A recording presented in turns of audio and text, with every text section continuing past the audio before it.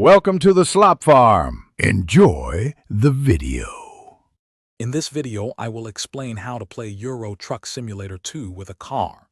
To begin, understand that the base game focuses on trucks, so you will need to use modifications.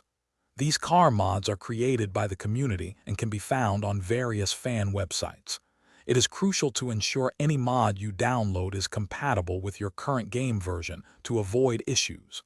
This ensures a smooth and enjoyable experience. Once you have selected a car mod, the next step is installation. First, download the mod file, which typically comes in an SCS format. Then locate your Euro Truck Simulator 2 mod folder, usually found in your Documents directory, and simply drag and drop the SCS file into it. Finally, launch the game, navigate to the mod manager, and activate your new car mod before loading your game profile. This makes the car available. With your car mod successfully installed and activated, it is time to hit the road. Head to any in-game truck dealer, and you should now find your new car available for purchase.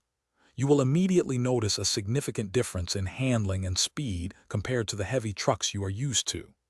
Enjoy the agility and explore the vast European map, covering thousands of kilometers, from a completely new and exciting car driver perspective.